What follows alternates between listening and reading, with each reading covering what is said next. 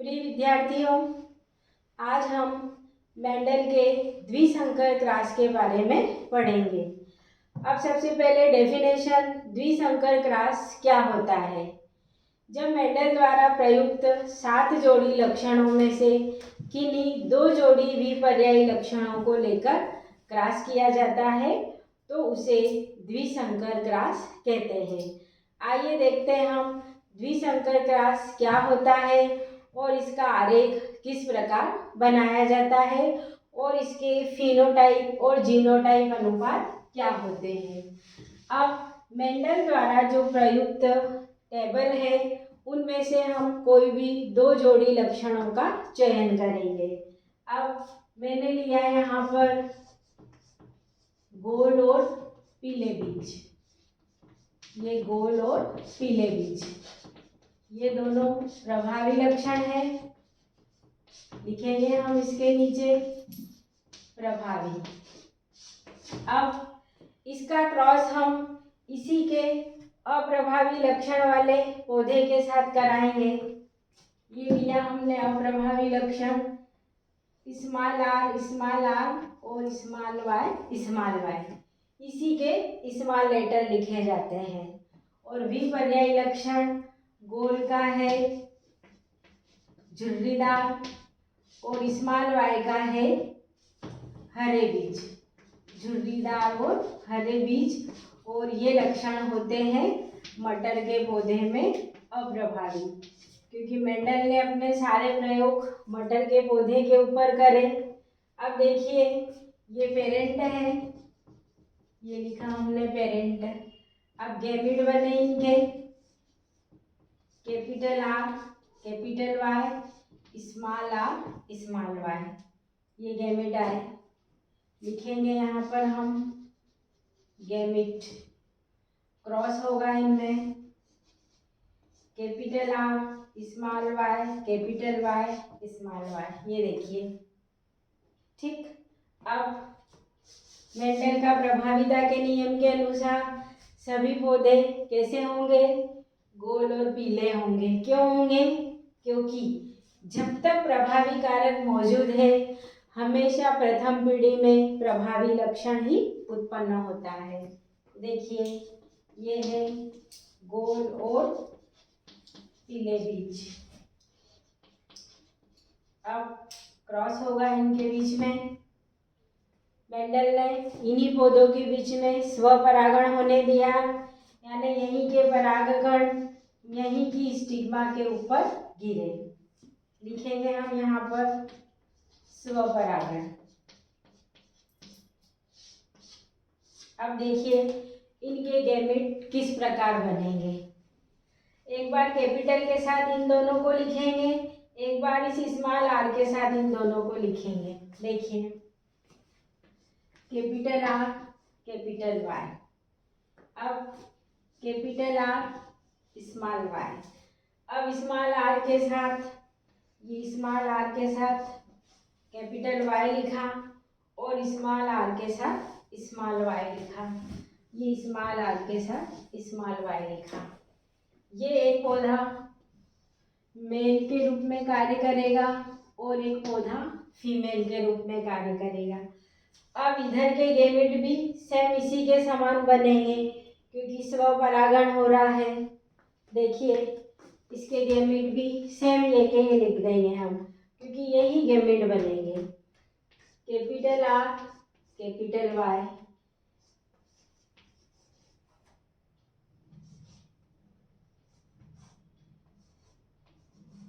ये देखिए वो ही हमने यहाँ रिपीट करे हैं क्योंकि पौधे भी हमारे पास वो ही है। अब देखिए इनमें फ्यूजन होगा, कैपिटल आर इस कैपिटल आर और इस कैपिटल वाई। इधर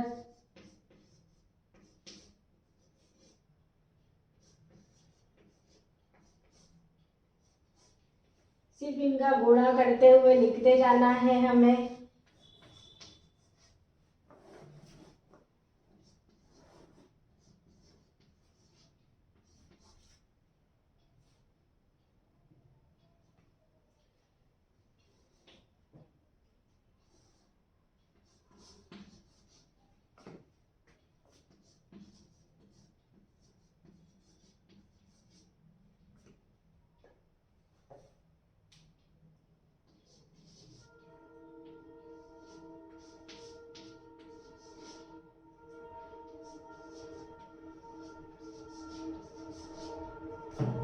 इनका फ्यूजन होगा।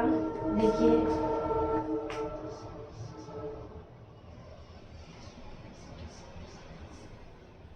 Capital R capital Y small Y.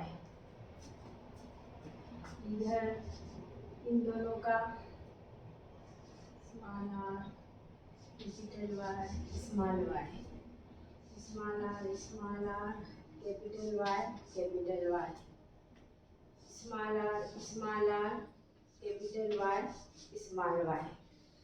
फिर इन दोनों का fusion capital R small R और स्मॉल वाई। फिर इधर स्मॉल आर और कैपिटल वाई स्मॉल वाई, और इधर स्मॉल आर और स्मॉल वाई। ये रही मेल और फीमेल गैमेट में फ्यूजन से जो पीढ़ी मिली। ये पीढ़ी क्या कहलाई? F2 पीढ़ी। ये लिखी हमने F2 पीढ़ी। अब देखिए कैसे होंगे ये पौधे। कैपिटल आर गोल बीज के लिए है, कैपिटल वाई पीले बीज के लिए है, स्मॉल आर झुर्रीदार बीज के लिए है, स्मॉल वाई हरे बीज के लिए है। ठीक, देखिए ये होंगे। जब तक कैपिटल है प्रभावी लक्षण आएगा गोल और पीले बीज। इधर देखिए ये भी गोल और पीले बीज। जब तक प्रभावी लक्षण है प्रभावी ही आएगा। ये भी गोल और पीले बीज, यहाँ पर भी गोल और पीले बीज। अब देखिए नेक्स्ट, ये भी कैपिटल है, प्रभावी लक्षण है गोल और पीले बीज। इधर यहाँ देखिए कैपिटल आर मीन्स गोल, लेकिन नया कैरेक्टर आया स्मॉल वाई। ये किसके लिए है? गोल और हरे बीज। अब आप जानते हैं नए लक्षण कब आते हैं और पैतृक लक्षण कब रहते हैं? जब भी सहलग्नता होती है, यानी जीन्स ऐसे के ऐसे एक पीढ़ी से दूसरी पीढ़ी में चले जाते हैं तो पैतृक लक्षण आते हैं, और इसी को कहते हैं सहलग्नता। जबकि जीन विनिमय क्रॉसिंग ओवर के समय खंडों की अदला बदली होती है तब नए लक्षण उत्पन्न होते हैं। तो यहाँ हमें जो भी नए लक्षण उत्पन्न हो रहे हैं वो जीन विनिमय के कारण ही उत्पन्न हो रहे हैं। देखिए यहाँ पर फिर गोल और पीले बीज। जब तक प्रभावी कारक है प्रभावी लक्षण ही आएगा।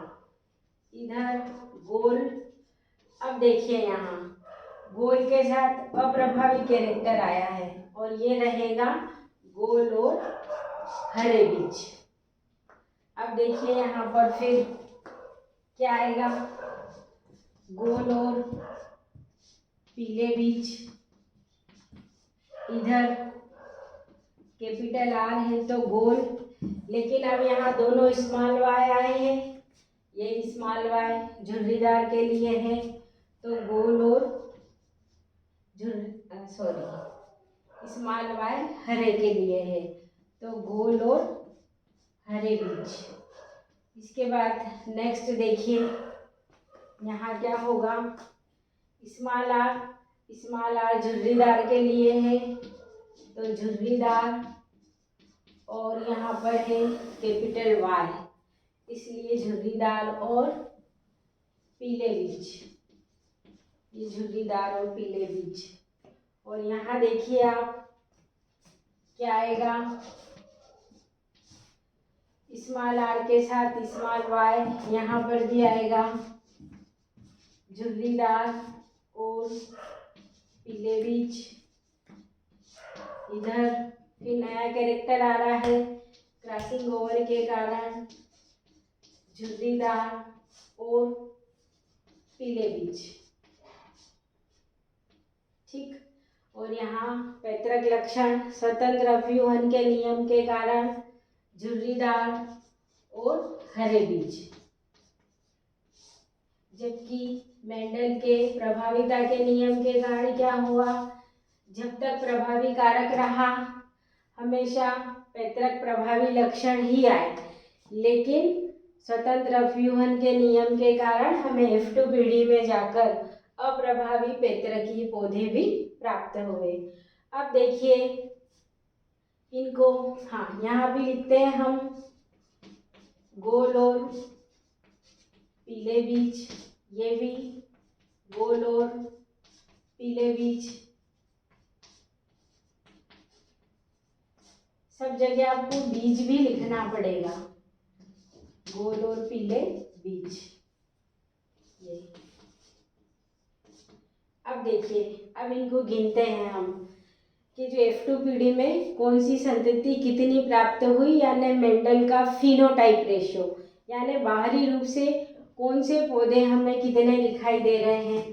तो ये 1 2 3 4 5, ये 6, ये 7, ये 8 और ये 9।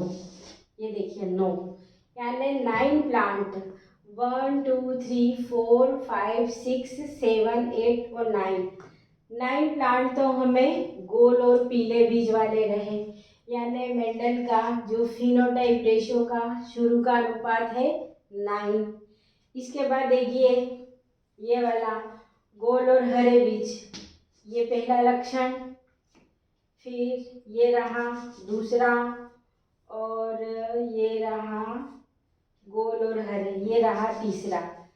मीन्स कि 3 पौधे मिले हमें कैसे, गोल और हरे बीज वाले। फिर देखिए, फिर ये बच रहा है ए, ये रहा बी और ये रहा सी, यानी फिर 3 पौधे मिले हमें कौन से, झुर्रीदार और पीले, और लास्ट में एक पैतृक पौधा झुर्रीदार और हरे बीज। अब देखिए यहाँ पर फिनोटाइप रेशो जो बाहरी रूप से दिखाई दे रहा है, ये रेशो कहलाया मेंडल का फिनोटाइप अनुपात। लिखेंगे हम यहाँ पर फिनोटाइप रेशियो, ये फिनोटाइप रेशियो। अब जो होता है 9:3:3:1। अब जीनोटाइप अनुपात क्या होता है इसका, देखिए अब यहाँ लिखूंगी मैं जीनोटाइप रेशियो, यानी इनके जीन्स आपस में किस तरीके से मिले हुए हैं, किस तरीके से सेम मिला हुआ है इनका, capital R small r, capital Y small y, उसके आधार पर जो रेशियो आएगा वो कहलाएगा जीनोटाइप रेशियो। अब देखिए ये होगा 1:, इधर लिख रही हूँ मैं 1:, ये 12 24 12 121 21 12 24 12 24 12 121। ये देखिए ये रेशियो है 1:, 2:, फिर 4:, 1:, 2:, 1:, ये इसको ऐसे याद रखिए आप 12 24 12 121, यानी 1:2:4:1:1:2:1:1। जनरली आप यही याद रखिए, लेकिन यदि आप प्रतियोगिता परीक्षाओं में भाग ले रहे हैं तो आपको जीनोटाइप रेशियो भी याद होना चाहिए। इस तरीके से ये है मेंडल का द्विसंकर क्रॉस और इसका फिनोटाइप रेशियो और जीनोटाइप रेशियो।